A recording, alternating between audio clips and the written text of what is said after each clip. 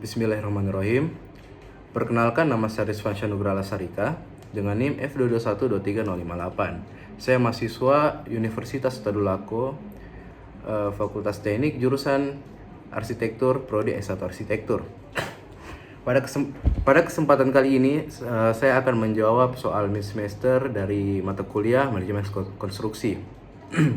Jadi langsung saja ke soalnya, yaitu soal yang pertama yaitu adalah jelaskan apa yang dimaksud dengan manajemen proyek dan mengapa penting bagi organisasi untuk memiliki manajemen proyek yang efektif dalam mencapai tujuan mereka.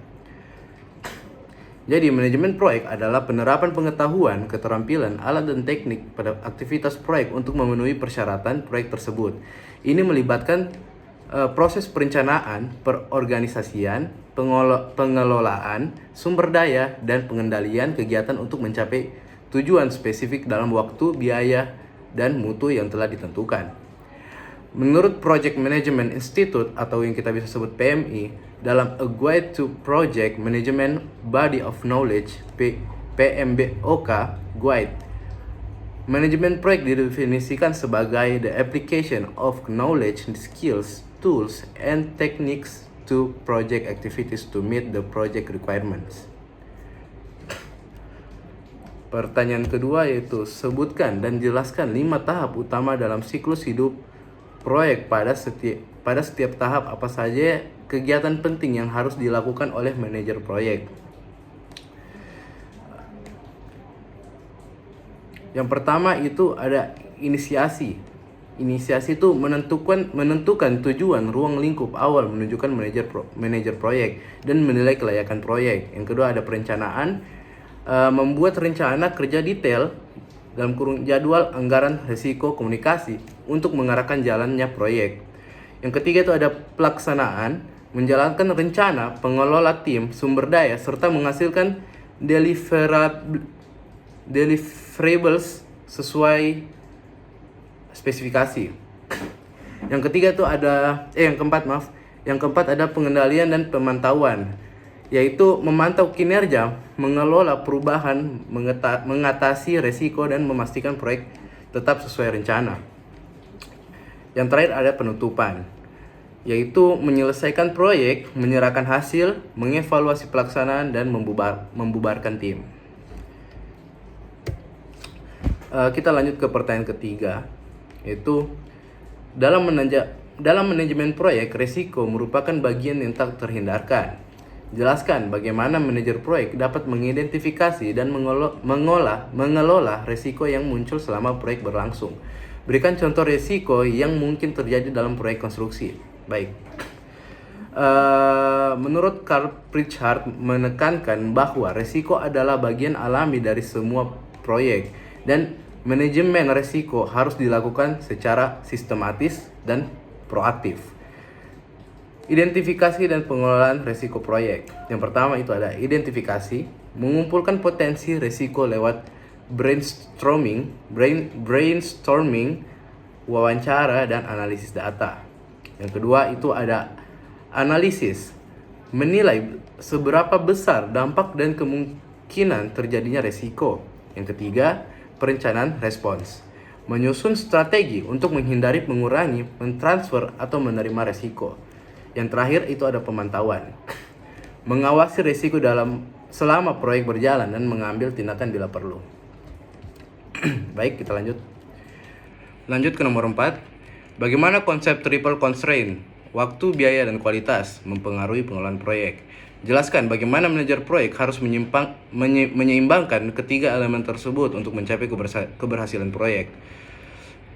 Konsep triple constraint, waktu, biaya, dan kualitas adalah salah satu dasar utama dalam manajemen proyek yang menggambarkan hubungan saling ketergantungan antar tiga elemen utama yang harus dikelola dalam proyek. Yang pertama itu waktu, mengacu pada durasi yang dibutuhkan untuk menyelesaikan proyek. Keterlambatan bisa meningkatkan biaya dan menurunkan kualitas. Biaya, anggaran yang tersedia untuk proyek. Pembatasan biaya dapat mengurangi waktu atau kualitas tergantung prioritas. Kualitas, standar dan hasil yang diharapkan dari proyek. Mengurangi biaya atau waktu dapat menurunkan kualitas hasil. Menyeimbangkan triple constraint. Manajer proyek harus menjaga keseimbangan antara ketiga elemen ini untuk mencapai keberhasilan proyek. Beberapa pendekatan yang bisa dilakukan adalah: pertama, tentukan prioritas proyek. Pahami tujuan proyek dan diskusikan dengan stakeholder mengenai elemen mana yang lebih penting, waktu, biaya, atau kualitas.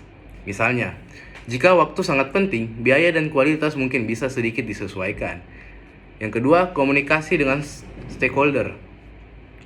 Komunikasi perubahan yang terjadi pada salah satu elemen kepada stakeholder. Jika ada perubahan waktu, misalnya penundaan, jelaskan dampaknya pada biaya atau kualitas dan cari solusi bersama. Ketiga, pemantauan dan penyesuaian. Secara berkala, pantau perkembangan proyek. Jika ada deviasi dari rencana, misalnya proyek terlambat atau biaya membengkak, lakukan penyesuaian dengan memperpanjang waktu, menambah anggaran, atau menyesuaikan kualitas untuk menjaga keseimbangan. Yang terakhir itu kelola risiko. Identifikasi risiko yang dapat mempengaruhi waktu, biaya, atau kualitas. Dengan mengelola risiko secara proaktif, Anda dapat meminimalkan gangguan dan menjaga ketika elemen tetap seimbang.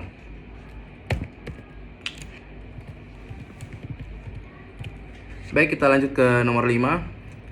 Jelaskan peran penting pemangku kepentingan stakeholder dalam sebuah proyek. Bagaimana manajer proyek dapat mengidentifikasi dan mengelola harapan pemangku kepentingan agar proyek berjalan sesuai rencana.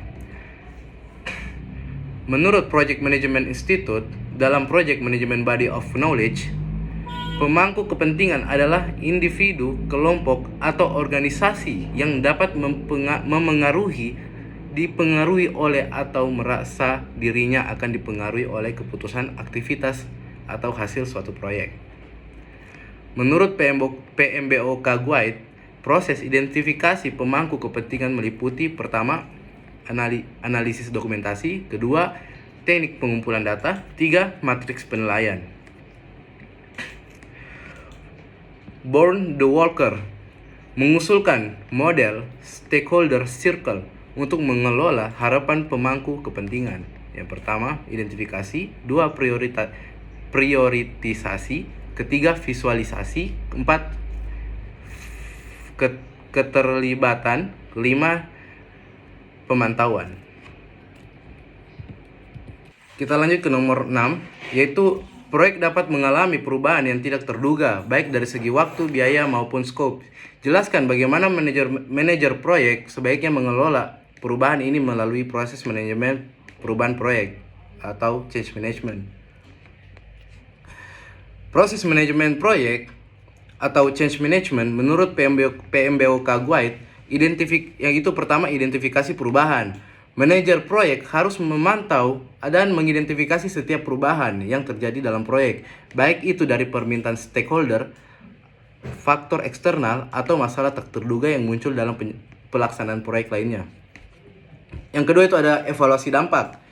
Setelah perubahan teridentifikasi, manajer proyek perlu mengevaluasi bagaimana perubahan tersebut mempengaruhi waktu, biaya, kualitas, dan ruang lingkup proyek.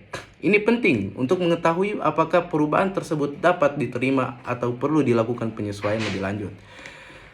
Terus selanjutnya yang keempat, penyusunan rencana respon perubahan. Manajer proyek harus merencanakan cara merespon perubahan tersebut. Jika perubahan disetujui, langkah-langkah tindakan harus ditentukan untuk mengimplementasikan perubahan tersebut tanpa merusak tujuan proyek. Selanjutnya ada pengajuan perubahan kepada Change Control Board atau CCB. Untuk perubahan yang signifikan, manajer proyek harus mengajukan perubahan kepada Change Control Board. CCB atau Change Control Board berfungsi untuk menilai dan memutuskan apakah perubahan diterima atau ditolak berdasarkan dampaknya terhadap proyek. Selanjutnya, implementasi dan pengawasan. Setelah perubahan disetujui, manajer proyek harus mengimplementasikannya dan memantau proses implementasi untuk memastikan bahwa Perubahan berjalan sesuai rencana dan dampaknya terhadap proyek terus diawasi. Selanjutnya ada dokumentasi perubahan. Semua perubahan yang terjadi harus didokumentasi dengan jelas. Ini termasuk alasan perubahan, persetujuan yang diberikan, dan dampaknya terhadap aspek lain dalam proyek. Dokumentasi ini menjadi referensi dan bagian dari kontrol proyek. Manajer proyek dapat mengelola perubahan yang tidak terduga dengan cara yang sistematis dan terkontrol, memastikan bahwa proyek tetap pada jalurnya meskipun ada perubahan yang terjadi. Kita lanjut ke nomor selanjutnya, yaitu apa yang dimaksud dengan Work Breakdown Structure atau WBS. Dalam manajemen proyek, jelaskan bagaimana WBS dapat membantu dalam perencanaan dan pengelolaan proyek. Work Breakdown Structure adalah sebuah struktur hierarkis dan yang digunakan dalam manajemen proyek untuk mendekomposisi ruang lingkup proyek menjadi bagian-bagian yang lebih kecil dan lebih terkelola. WBS memecah pekerjaan proyek secara sistematis dari tingkat yang lebih tinggi, tujuan atau deliverable utama proyek, ke tugas-tugas yang lebih kecil dan lebih spesifik yang perlu diselesaikan untuk mencapai tujuan tersebut. WBS dalam perencanaan. Yang pertama itu ada menentukan ruang lingkup, menjelaskan secara rinci apa yang perlu dilakukan dalam proyek. Kedua itu ada perencanaan sumber daya, memastikan sumber daya atau tenaga kerja material yang dialokasikan dengan tepat. Estimasi waktu dan biaya, membantu menghitung durasi atau biaya untuk setiap tugas. Penjadwalan, menyusun jadwal berdasarkan tugas-tugas yang telah diidentifikasi dalam WBS. Identifikasi risiko, menemukan potensi risiko pada bagian-bagian proyek. Pemantauan proyek, mempermudah pengawasan dan evaluasi kemajuan proyek. WBS dalam pengelolaan. Yang pertama itu ada pengelolaan sumber daya. WBS membantu dalam pengalokasian sumber daya secara efisiensi untuk setiap tugas. Yang kedua itu adalah kontrol waktu dan biaya. Dengan membagi proyek menjadi unit-unit kecil, WBS memudahkan manajer proyek untuk melacak waktu dan biaya yang dibutuhkan untuk menyelesaikan setiap bagian proyek. Yang ketiga adalah pemantauan kemajuan. WBS memungkinkan manajer proyek untuk memantau kemajuan secara terperinci karena setiap bagian proyek telah didefinisikan jelas. Selanjutnya adalah mengelola perubahan. Ketika perubahan terjadi, WBS membantu untuk mengevaluasi dampaknya terhadap proyek secara keseluruhan. Dan yang terakhir ada pengendalian risiko. WBS memungkinkan identifikasi risiko di setiap bagian proyek dengan memecah proyek menjadi tugas-tugas yang lebih kecil. Manajer proyek dapat lebih mudah mengidentifikasi dan mengelola potensi masalah atau risiko yang mungkin muncul. Baik, kita lanjut ke soal yang terakhir, yaitu manajer proyek harus memiliki keterampilan komunikasi yang baik. Jelaskan mengapa komunikasi yang efektif sangat penting dalam proyek dan berikan contoh bagaimana komunikasi yang buruk dapat berdampak pada keberhasilan proyek.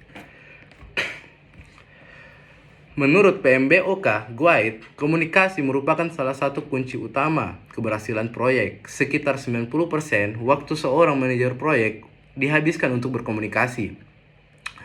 Komunikasi yang efektif memastikan semua anggota tim memahami tujuan proyek, peran mereka, dan serta perkembangan dan perubahan yang terjadi. Contoh, jika memiliki komunikasi yang buruk, seperti dalam sebuah proyek konstruksi, jika perintah perubahan desain tidak dikomunikasikan dengan jelas kepada tim lapangan, maka struktur yang dibangun bisa salah.